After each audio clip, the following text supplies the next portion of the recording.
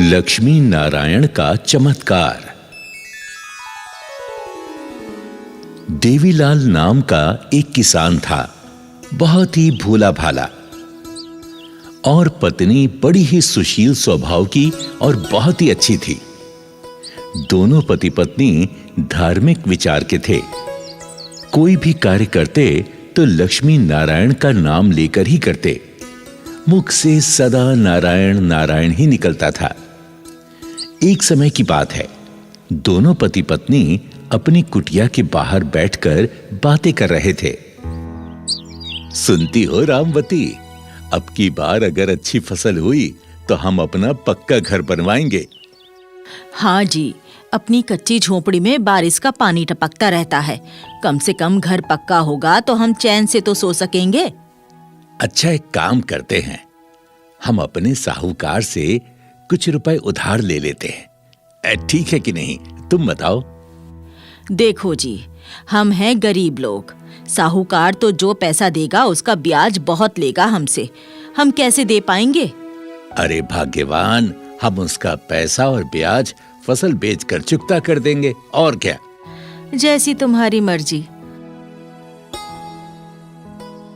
देवीलाल दूसरे दिन अपने साहूकार के पास गया। साहूकार गद्दी पर बैठा था। देवीलाल को देखकर बोला, अरे आओ आओ देवीलाल, बैठो बैठो। बताओ कैसे आना हुआ? सेठ जी, मुझे पक्का मकान बनवाना है, उसके लिए कुछ पैसों की जरूरत थी। हाँ, बोलो बोलो, कितना पैसा चाहिए? बस सेठ जी, 10,000 रुपए में काम हो जाएगा। भाई देवीलाल, दे तो दूंगा, मगर 2 रुपए सैकड़ा का ब्याज देना पड़ेगा। हाँ, मुझे मंजूर है, आप बस दे दीजिए। हाँ, तो ठीक है, लेकिन ये भी तो बताओ कि लौटाओगे कब पैसे हैं? अब साहूकार जी, इसी साल फसल बेच के दे दूंगा।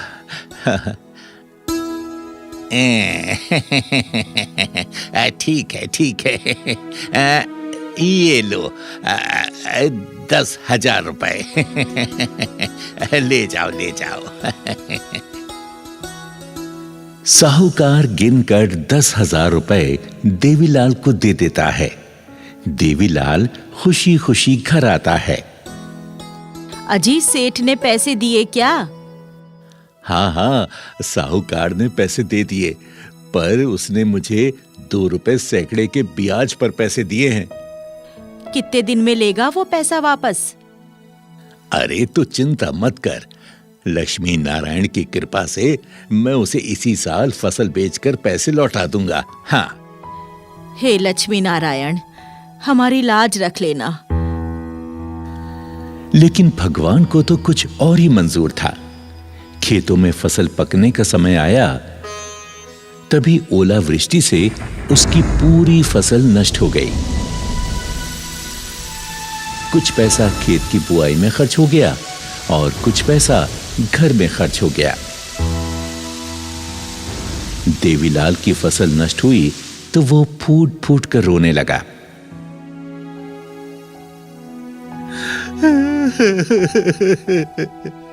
हे लक्ष्मी नारायण, हे मेरे प्रभु, मैं बर्बाद हो गया, लुट गया। अब क्या होगा? मेरी सारी फसल नष्ट हो गई। अब हम कहां से साहूकार को पैसे लौटाएंगे?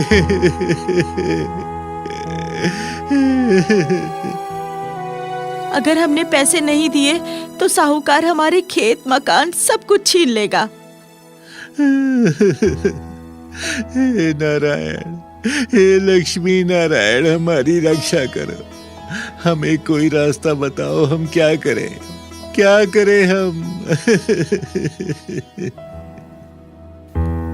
जब फसल नष्ट हो गई तो साहूकार वादा पूरा होने पर देवीलाल के घर आता है। भाई देवीलाल, तुमने जो वादा किया था वो पूरा हो गया। अब मेरे पैसे ब्याज सहित लौटाओ।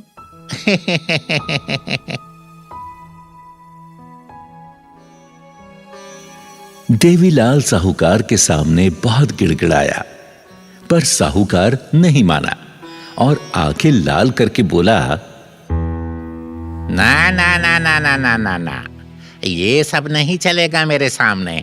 सुन लो देवीलाल, अगर तुमने 10 दिन के भीतर मेरा पैसा नहीं लौटाया तो मैं तुम्हारे खेत मकान सब कुछ छीन लूंगा। हाँ, समझ गए? सेठ जी ऐसा मत करो, ऐसा मत करो। मुझे अगली फसल तक का कोई मौका दे दो, एक और मौका दे दो। मैं आपका पाई लौटा दूंगा, पाई लौटा दूंगा। सेठ जी, हम बहुत गरीब लोग हैं। हमारा गुजर बसर इसी खेत से होता है। हम बर्बाद हो जाएंगे। हम कहाँ जाएंगे सेठ जी? हम पर दया करो। नहीं नहीं नहीं नहीं नहीं नहीं नहीं नहीं नहीं, मैं कुछ नहीं जानता। मुझे 10 दिन के भीतर पैसा चाहिए तो चाहिए। मैं अब की बार आऊंगा तो पुलिस और वकील के साथ आऊंगा। हाँ, चलता हूं मैं। साहूकार के जाने के बाद दोनों पति पत्नी भगवान विष्णु से रो रो के प्रार्थना करते हैं। हे विष्णु हरि भगवान, मैं आपका परम भक्त हूँ। मैं और मेरी पत्नी ने आपको भोग लगाए बिना कभी भोजन नहीं किया। हमने सच्चे मन से आपकी पूजा वंदना की। हमने आज तक आपसे कुछ नहीं मांगा भगवान। आज आपका भक्त बड़ी संकट में है। अगर उस साहूकार का पैसा हमने नहीं लौटाया तो वो हमारे खेत और मकान सब कुछ हमसे छीन लेगा। हे लक्ष्मी नारायण, आप तो निर्बल को बल देने वाले। हमारी रक्षा करो प्रभु, हमारी रक्षा करो। इधर देवीलाल विष्णु से प्रार्थना कर रहा था और उधर भगवान विष्णु अपनी शैया पर बैठे देवीलाल का सारा हाल सुन रहे थे। हाल सुनकर वो लक्ष्मी से कहते हैं, सुनो लक्ष्मी, हमारा भक्त संकट में हमें पुकार रहा है। हमें उसकी मदद करनी चाहिए। आदेश कीजिए स्वामी, मुझे क्या करना है? देवी, तुम तो धन धान की देवी हो, उस पर अपनी कृपा बरसाओ। लक्ष्मी मां देवीलाल की पत्नी रामवती को सपने में दर्शन देती हैं और कहती हैं, देवी सुनो, मैं तुम्हें एक उपाय बताती हूं, जरा ध्यान से सुनो। तुम अपने खेत में साग सब्जियां उगाओ, उससे तुम्हें बहुत सारे धन की प्राप्ति होगी और तुम साहूकार के कर्ज से मुक्त हो जाओगे। इतना कहकर लक्ष्मी मां अदृश्य हो गईं। सुबह रामवती नींद से जागी और अपने सपने की बात अपने पति से बताई। देवीलाल फावड़ा लेकर अपने खेत पर गया और वो मिट्टी खोदने लगा। मिट्टी खोदते खोदते उसके फावड़े से कोई वस्तु टकरा गई। जब टन टन की आवाज सुनी तो देवीलाल सोचने लगा, आखिर इस जमीन में क्या है? ये मेरा फावड़ा किस चीज से टकरा रहा है?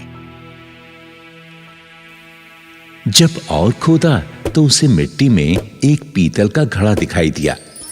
वो फौरन वहां से दौड़ा दौड़ा घर आया, पत्नी को सारी बात बताई। पति पत्नी फिर से खेत पर पहुंचे। वो देखो रामवती, वो पीतल का घड़ा दिखाई दे रहा है ना? मुझे तो डर लग रहा है। अजी, डरने की कोई बात ना है। लगता है लक्ष्मी नारायण की ही ये कृपा है। तुम फौरन इस घड़े को निकालो। लक्ष्मी नारायण का नाम लेकर। हाँ। रामलाल ने नारायण नारायण कहते हुए मिट्टी से घड़े को निकाला। जब घड़े को खोला तो पति पत्नी दंग रह गए। वो घड़ा सोने के सिक्कों से भरा हुआ था। हैं? इसमें तो सोने के सिक्के भरे हुए हैं। सुनो जी, हरी इच्छा से इस घड़े को घर ले चलो। जैसी हरी की इच्छा। मैं इसको चादर में बांध लेता हूँ ताकि कोई इसे देख ना पाए।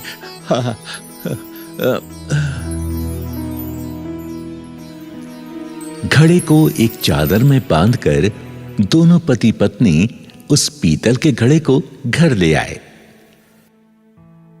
घर आकर दोनों विचार करने लगे।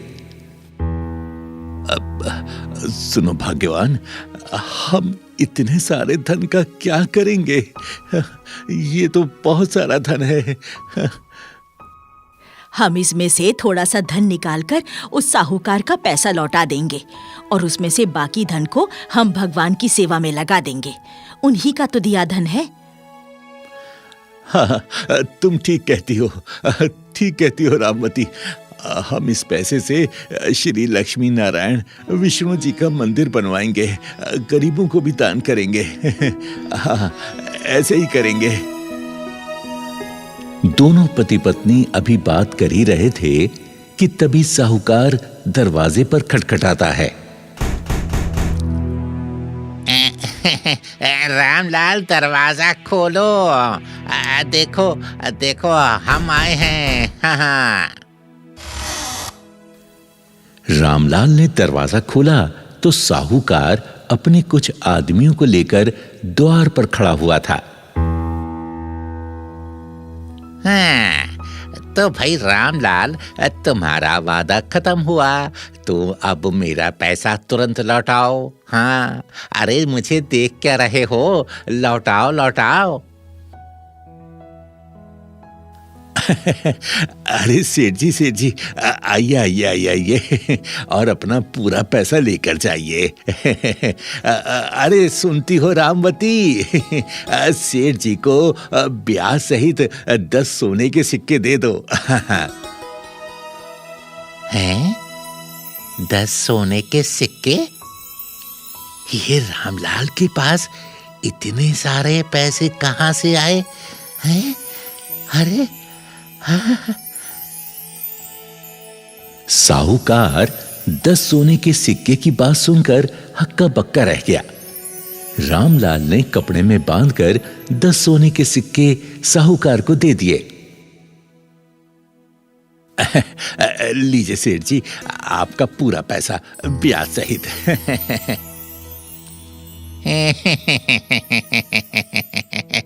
रामलाल, तुम तो लगता है बुरा मान गए। अरे कोई बात नहीं, इतनी जल्दी काहे की है? अरे दे देते पैसे बाद में भी। चलो कोई बात नहीं। भाई मेरा हिसाब तो पूरा हो गया, लेकिन रामलाल, मुझे ये तो बताओ कि ये सोने के सिक्के आए कहाँ से हैं? सेठ जी, ये तो बस मेरे प्रभु नारायण हरि की कृपा है। जय हो।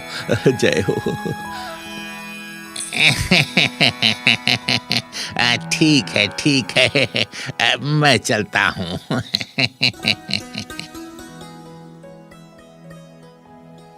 साहूकार घर पहुंचकर सोचने लगा कि रामलाल के पास इतना पैसा आया कहां से। उसने सोचा कि जरूर कहीं से चोरी करके लाया है। उसने साजिश रची, क्यों ना इसकी सूचना पुलिस को दे दी जाए। और दूसरे दिन साहूकार दरोगा के साथ रामलाल के घर पहुंच गया। रामलाल, हमें सूचना मिली है, तुम्हारे पास सोने के सिक्के हैं। जरूर तुमने किसी की चोरी की है। नहीं नहीं नहीं दरोगा जी, ये झूठ है। मैंने किसी की चोरी नहीं की। मैं निर्दोष हूँ। ये तो मेरे हरि नारायण की कृपा है। उन्होंने ही मुझे ये सोने के सिक्के दिए हैं। हाँ। दरोगा जी, हमें जो सोने के सिक्के मिले हैं वो हमारे खेत से मिले हैं। हम पर भरोसा करो। कुछ नहीं, हमें घर की तलाशी लेनी होगी। दरोगा ने तलाशी लेनी शुरू कर दी। इधर रामलाल भगवान विष्णु से प्रार्थना करता है,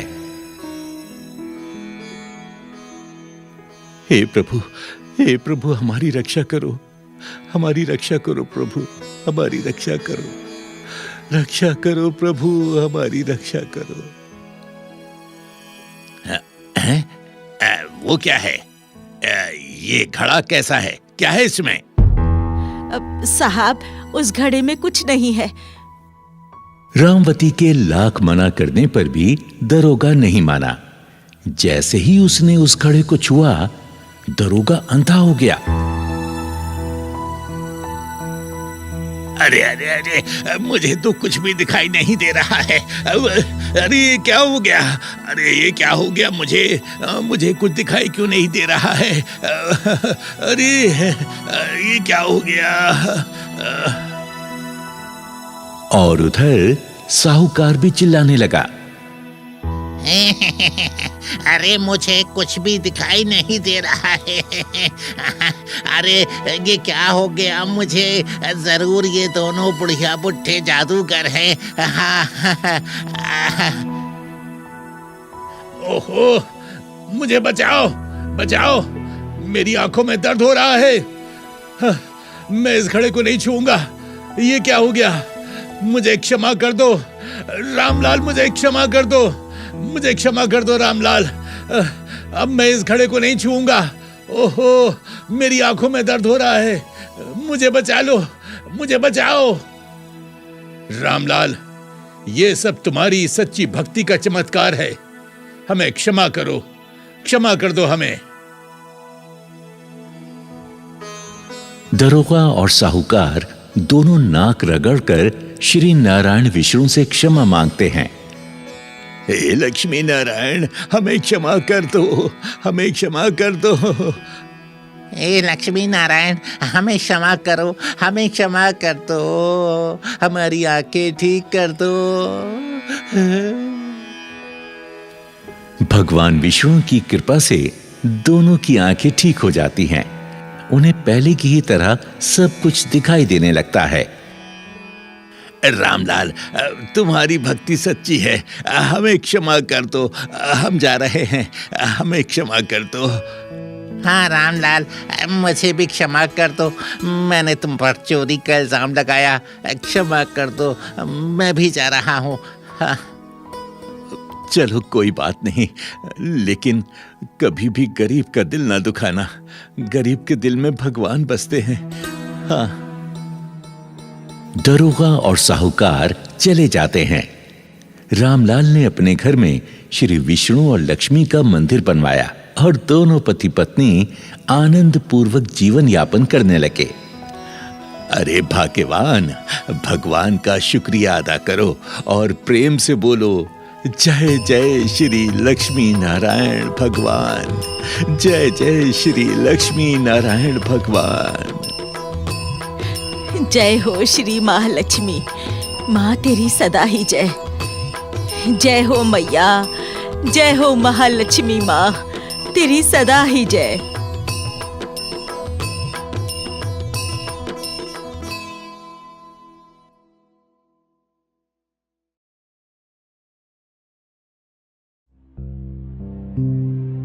सत्तर साल के जगमोहन अपनी हाथ रेहड़ी लेकर रोज की तरह कचरा बीनने निकल पड़े थे। रास्ते में जो भी कचरा मिलता जा रहा था, उसे वो अपनी हाथ रेहड़ी में डालते जा रहे थे। जब काफी कचरा इकट्ठा हो गया तो वो एक तरफ बैठ गए और हाथ रेहड़ी का कचरा निकालकर उसकी छटाई करने लगे। आज तो काफी काम का कचरा मिल गया, अच्छे पैसे बन जाएंगे। काफी दिनों से स्वाति आइसक्रीम खाने की जिद कर रही है। लगता है आज मैं उसे आइसक्रीम खिला पाऊंगा। हे देवी माँ, मैं 70 साल का हो चुका हूँ। स्वाति की माँ के जाने के बाद मैंने उसे कभी माँ की कमी महसूस नहीं होने दी, पर मैं और कितने दिन रहूंगा। आप किसी तरह स्वाति के पिता को भेज दो। स्वाति को उसके हाथों में सौंपकर मैं आराम से आंखें मूंद सकूंगा। स्वाति हमेशा की तरह देवी माँ की पूजा कर रही थी। जय जय अम्बे माँ, जय जय जगदम्बे माँ। ये स्वाति का रोज का नियम था। पहले घर में देवी माँ की पूजा करना, फिर मंदिर जाकर पूजा करना और वहां मिले प्रसाद को खाकर अपने दिन की शुरुआत करना। घर से पूजा करने के बाद स्वाति मंदिर की ओर चलती। रास्ते में उसे पड़ोस की रामदेई मिल गई। क्यों स्वाति बिटिया, रोज की तरह मंदिर जा रही हो? हाँ चाची। बुरा ना मानो तो एक बात कहूँ? कहिए ना चाची, आप तो मेरी माँ समान है। मैं आपका बुरा क्यों मानूंगी? मुझे एक गुरुजी का पता चला है, बहुत पहुँचे हुए हैं वो। मैंने जब से उनके दरबार में जाना शुरू किया है, मुझे और मेरे परिवार को बहुत फायदा हुआ है। अगली बार मैं जाऊंगी तो तुम भी मेरे साथ चलना। आप समझदार हैं, जो कर रही हैं सोच समझकर ही कर रही होंगी। पर मैं तो अपनी देवी माँ के द्वार के अलावा और कहीं नहीं जाने वाली। मेरी माँ कहा करती थी, बस किसी एक के चरणों में ध्यान लगाओ, वहीं से सब कुछ मिलेगा। ठीक है, जैसी तुम्हारी मर्जी। ये कहकर रामदेई चली गई। मुझे जो कुछ भी मिलेगा देवी माँ के चरणों से ही मिलेगा।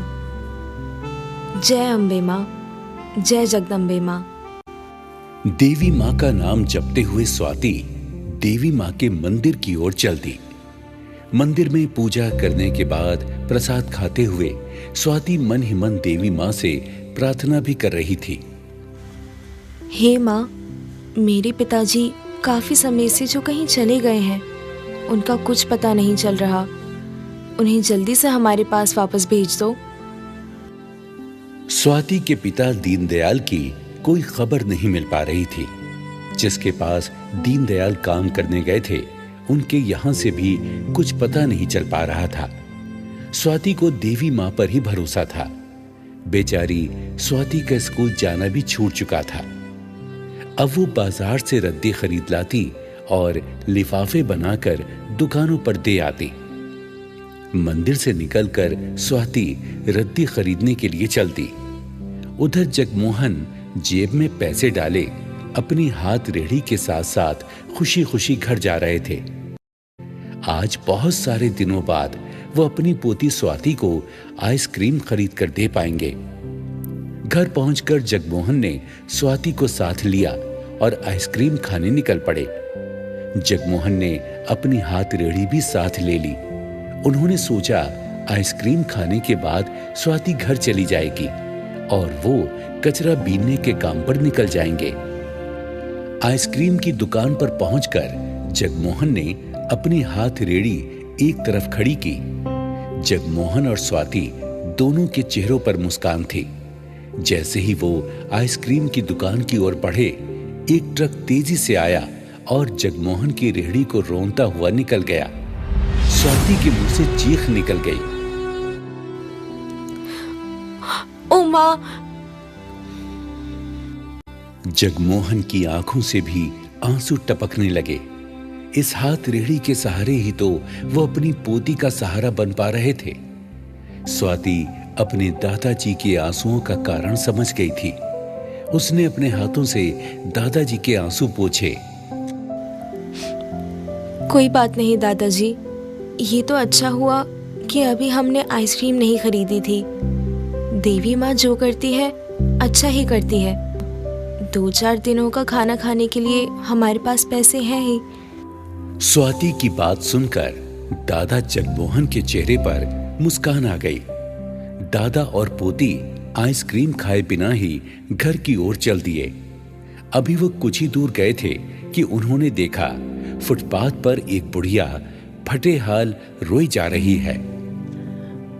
2 दिन से भूखी हूँ, कोई तो खाना खिला दो। अरे सब पास से निकले जा रहे हैं, कोई तो इस गरीब दुखिया की सुन लो। दादाजी, हमें इस बुढ़िया को खाना खिलाना चाहिए। इसकी पुकार को सुनकर हमने अनसुना कर दिया तो हमें पाप लगेगा। हाँ, तुम सही कहती हो स्वाति बिटिया। हमारे पास इतने पैसे हैं कि तीनों भरपेट खाना खा सके। हाथ रेहड़ी खरीदने के लालच में अगर हम इसे भूखा छोड़कर चले गए तो हमारा कभी भला नहीं होगा। स्वाति और जगमोहन ने पास के ढाबे से खाना खरीदा और बुढ़िया के पास आ गए। तीनों ने भरपेट खाना खाया। खाना खाने के बाद जैसे ही जगमोहन और स्वाति चलने को हुए, उस बुढ़िया की जगह देवी माँ प्रकट हो गई। स्वाति अपने सामने मंदिर की देवी माँ को साक्षात देखकर गदगद हो गई। उसने दौड़कर माँ के चरण पकड़ लिए। बेटी स्वाति, मैं तुम्हारी पूजा से प्रसन्न हूँ। तुम्हारी और तुम्हारे दादाजी की दया ममता ही तुम्हारी इंसानियत की पहचान है। अब तुम्हारे जीवन में कभी कोई कष्ट नहीं रहेगा। जाओ, तुम घर जाओ।